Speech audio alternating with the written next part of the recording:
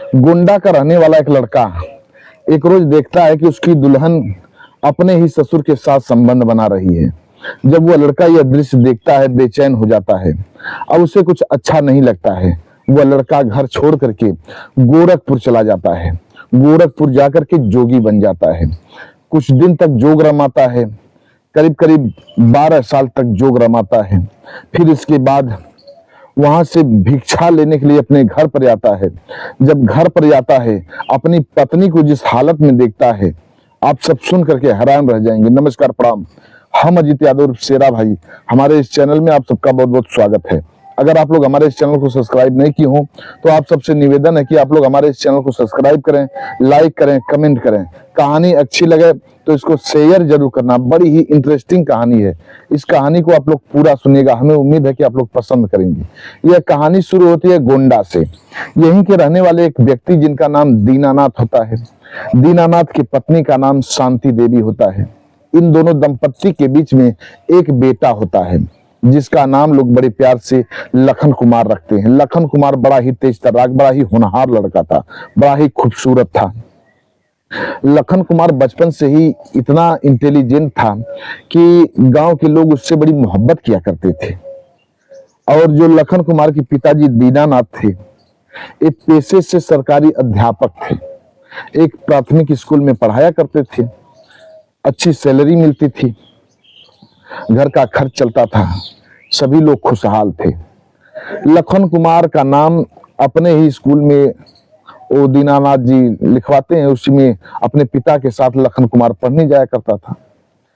जब सवेरा होता था तो शांति देवी खाना बना करके अपने बच्चे को तैयार करती थी और पति को खाना खिलाती थी, बच्चे को खाना खिलाती थी। फिर दोनों लोग जब स्कूल जाते थे तब शांति देवी अपने घर का काम काज करती थी। घर का काम काज की जिम्मेदारी शांति देवी की ही थी।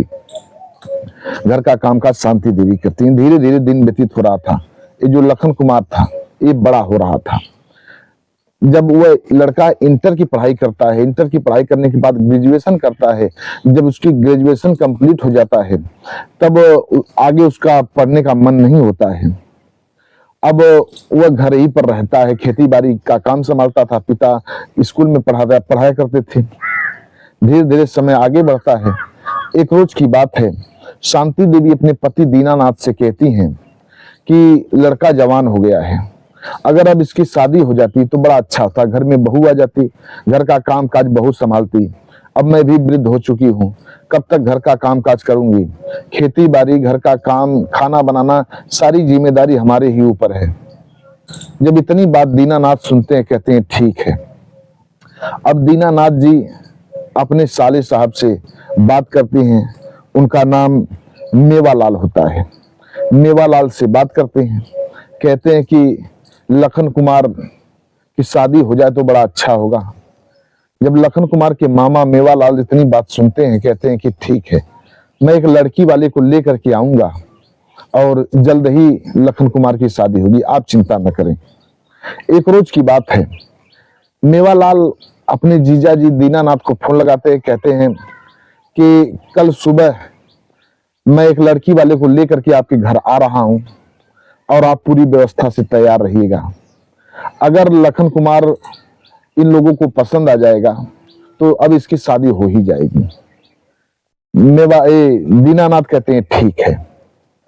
पूरी तैयारी करते हैं, खान पान की जो व्यवस्था होती है सब कुछ इंतजाम करते हैं दीनानाथ जी। सवेरा होता है। अब जब सवेरा करीब करीब 9 बजता है तब मेवालाल जी एक लड़की वाले को लेकर के अपने साथ आते हैं। लड़की वाले का नाम मदन लाल होता है।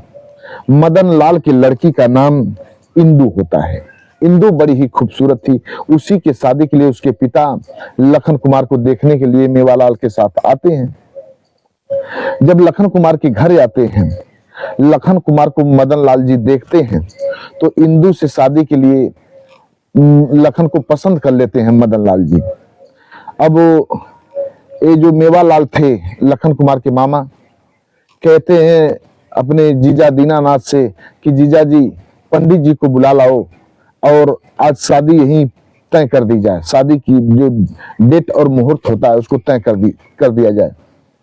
अब दीनानाथ जी अपने ही गांव के बगल से पंडित जी को बुलाते हैं। पंडित जी आते हैं, पतरा देखते हैं, मुहूर्त बताते हैं और तारीख तय करते हैं। शादी की तारीख तय कर दी जाती है। फिर इसके बाद सभी लोग जल जलपान करते हैं, खाना पीना जो कुछ होता है सब लोग करते हैं। फिर इसके बाद सभी लोग अपने अपने घर चले जाते हैं। जिस दिन लखन की शादी थी, बड़े धूमधाम से दीनानाथ जी अपने बेटे की बारात मदन लाल के घर लेकर के जाते हैं और पूरे रस्मों रिवाज के साथ पूरी रात इंदु से लखन की शादी होती है। सवेरा होता है। सवेरा होने के बाद ये जो लखन था अपनी दुल्हन इंदु को विदा करा करके अपने घर पर लेकर के आता है। जब वही कार द्वार पर आती है, शांति देवी अपनी बहू को कार से उतार करके घर के अंदर लेकर के जाती हैं। सभी लोग मुंह देखते हैं बहू का। सभी लोग मुंह देख करके काफी प्रसन्न होते हैं। इतनी खूबसूरत थी इंदु कि सभी लोग उसकी खूब तारीफ करते हैं। तारीफ करते हुए सभी लोग अपने अपने घर को जाते हैं। फिर धीरे धीरे समय बीत रहा था। एक रोज की बात है, बारिश का महीना था। बारिश घनघोर हो रही थी और उनकी गाय, शांति देवी की गाय बाहर भीग रही थी। सोचती हैं कि इसको खूंटे से छोड़ करके अंदर बांध दूं, घर के अंदर बांध दूं, बारिश में भीग रही है, वो न हो गाय की तबीयत खराब हो जाए। जब वहीं गाय को छोड़ने के लिए जाती हैं खूंटे के पास, तब वहीं उनको आकाशीय बिजली मार देती है। वह वहीं पर गिर जाती हैं, उनकी मौत हो जाती है। इधर जब लखन लाल अपनी माँ को देखता है, माँ की मौत हो गई है। दीनानाथ जी देखते हैं कि उनकी पत्नी की मौत हो गई है। सभी लोग रोने लगते हैं, बहू इंदु रोने लगती है। कुछ ही देर बाद जब बारिश समाप्त होती है, तब सभी लोग शांति देवी की लाश को लेकर के श्मशान घाट पर जाते हैं। श्मशान घाट पर जाने के बाद अंत्येष्टि संस्कार करते हैं। अंत्येष्टि संस्कार करने के बाद घर पर लोग आते हैं, 13वीं संस्कार करते हैं।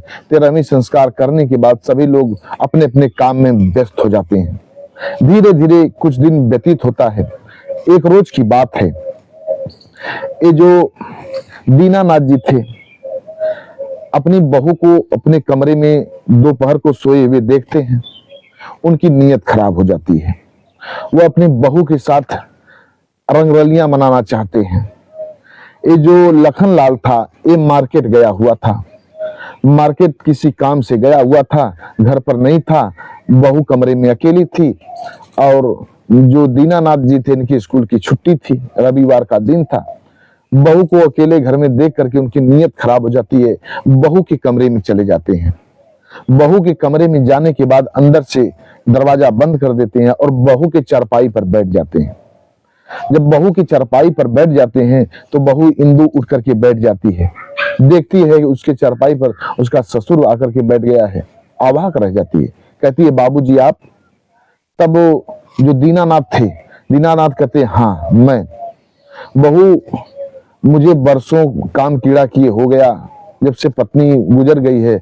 मेरी इच्छा है कि मैं तुम्हारे साथ संपर्क बनाऊं और मेरे पास जितने धन दौलत है, जितने पैसा है, जितना प्रॉपर्टी है, मैं तुम्हारे नाम कर सकता हूं। जब इतनी बात वह इंदु सुनती है, थोड़ा सा आश्चर्यचकित होती है, थोड़ा सकपका जाती है।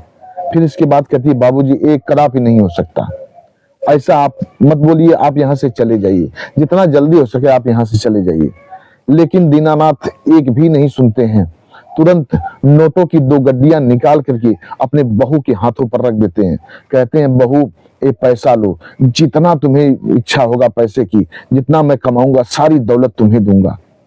जब इतनी बात वह इंदु सुनती, अब धीरे धीरे करवट होने लगती है। अब अपने ससुर के मोह जाल में फंसने लगती है, उसके बहकावे में आने लगती है। पैसे की लालच उस पर हावी होने लगती है। अब वह इंदु धीरे धीरे सहम जाती है और उस पैसे को अपने हाथ में ले लेती है। फिर इसके बाद अब जो दीनानाथ था वो अपनी बहू को चारपाई पर सुला देता है। अब इंदु जरा सा भी अपने ससुर का विरोध नहीं करती है। अब उसका ससुर उसके साथ संपर्क बनाने लगता है। जब वही संपर्क बनाने लगता है, इतने में जो लखन था मार्केट से घर आ जाता है।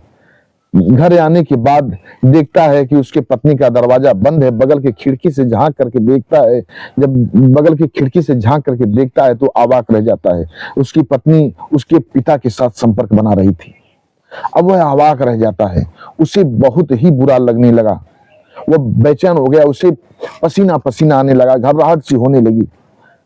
जाता है, पानी लेता है, मुंह को धोता है, थोड़ा सा अपने आप को शांत करता है, फिर दरवाजा ठोकता है। वो उसकी दुल्हन इंदु सकपका जाती है और दरवाजा कुछ ही देर बाद खुलती है, देखती है घर के अंदर से उसका लखन का पिता और इंदु दोनों लोग निकलते हैं और इंदु समझ जाती है कि हमारा पति देख चुका है। अब लखन देखने के बाद अपनी पत्नी को बड़ा बुरा भला कहता है कि पिता के साथ, ससुर पिता के समान होते हैं, जब इनके साथ तू संपर्क बना बैठी तो तुम्हारे जैसी चरित्रहीन स्त्री मुझे नहीं चाहिए। अब मैं तुम्हारे साथ कदापि नहीं रह सकता, अब मुझे यहाँ रहना ही नहीं। अपनी बात कह करके लखन कुमार अपने घर से निकल देता है। आंखों से अश्रु की धार चल रही थी, रोते रोते वह लड़का गोरखपुर चला जाता है। गोरखपुर जाने के बाद वहीं जोग रमा लेता है, जोगी बन जाता है। एक महात्मा जी उसको शिक्षा दीक्षा देते हैं, जो क्रिया करना होता है सब कुछ करता है। जोग रमाते रमाते धीरे धीरे 12 साल का वक्त बीत जाता है।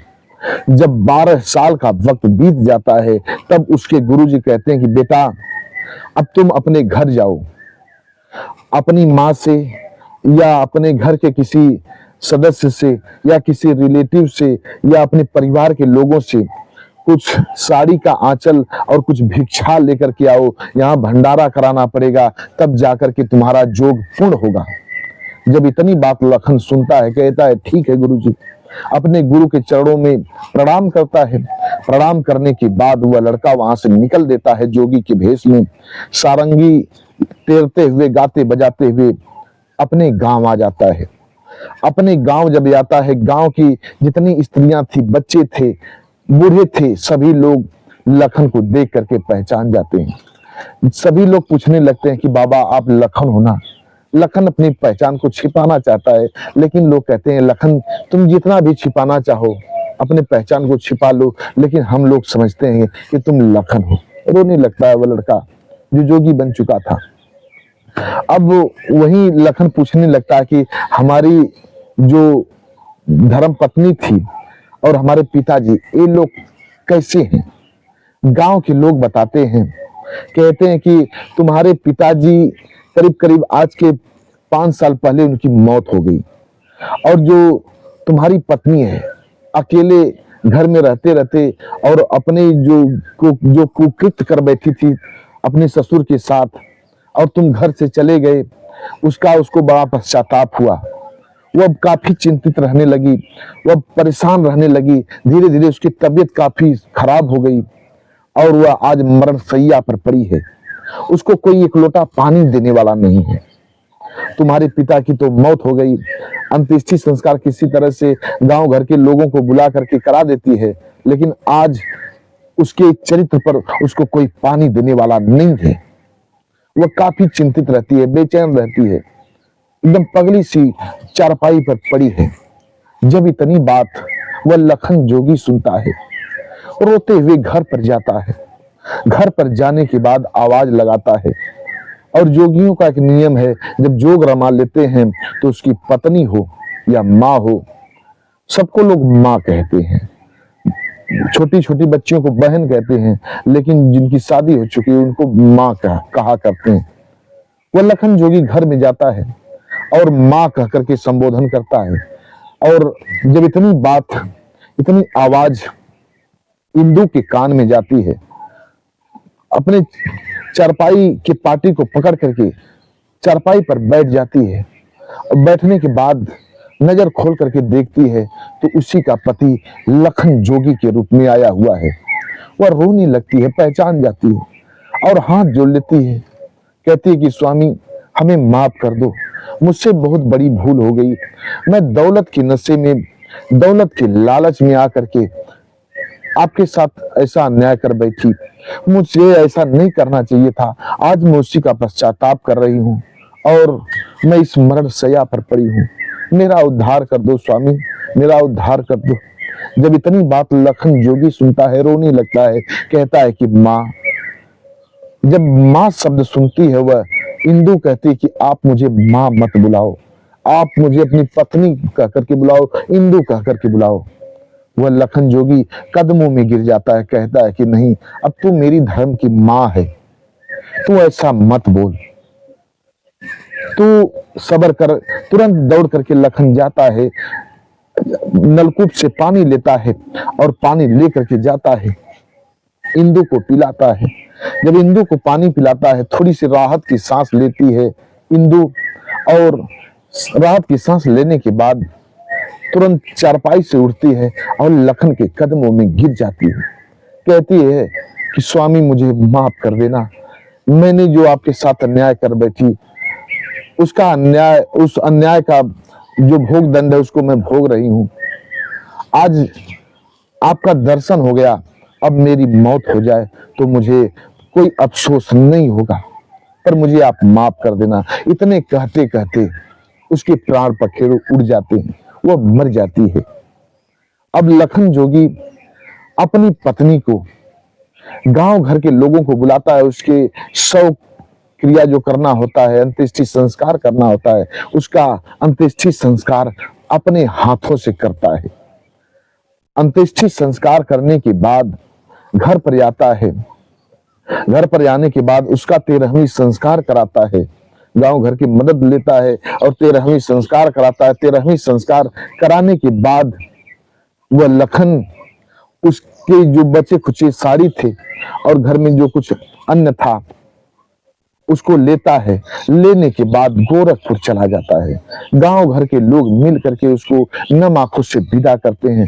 वह लखन जोगी रोते रोते गोरखपुर चला जाता है और फिर वहीं अपना जोग रमाने लगता है। बस आज की कहानी इतने तक। कहानी कैसी लगी आप लोग कमेंट बॉक्स में बताइएगा। हमारे कुछ व्यूअर हैं जो कि अपना नाम लेने के लिए अपील किए हैं। एक हैं ब्रजेंद्र सिंह जी जो कि खास मणिपुर के रहने वाले हैं, ये हमारी हर कहानियों को सुनते हैं, बेहद पसंद करते हैं। राव मोहम्मद यासीन जी हैं, ये लाहौर पाकिस्तान से हमारी हर कहानियों को सुनते हैं, बेहद पसंद करते हैं, अच्छा अच्छा कमेंट लिखते हैं। श्रवण कुमार मौर्य जी हैं, कच्छ गुजरात से हैं। डॉक्टर राकेश सैनी जी हैं, बिजनौर के रहने वाले हैं, ये लोग हमारी हर कहानी को सुनते हैं, बेहद पसंद करते हैं। हमारे बड़े भाई हैं विजय बहादुर यादव जी, ये मौधा की धरती से हमारी हर कहानी को सुनते हैं, बेहद पसंद करते हैं। हमारे छोटे भाई सुजीत यादव हैं, ये भी हमारी हर कहानी को सुनते हैं, बेहद पसंद करते हैं। कमलेश यादव जी हैं, ये भी हमारी हर कहानियों को सुनते हैं, बेहद पसंद करते हैं। ये लोग अपना नाम लेने के लिए अपील किए थे, हमने बारी बारी से इन लोगों का नाम लिया। आप लोग भी अपना नाम बुलवाना चाहते हैं तो कमेंट बॉक्स में अपना नाम दीजिए, एड्रेस बता दीजिए, आप लोगों का भी बारी बारी से नाम लिया जाएगा। कहानी कैसी लगी कमेंट बॉक्स में बताइएगा। कहानी अच्छी लगी हो तो लाइक शेयर सब्सक्राइब करना मत भूलिएगा। मिलते हैं अगले एपिसोड में किसी एक नई कहानी के साथ, इंटरेस्टिंग कहानी के साथ। तब तक के लिए नमस्कार।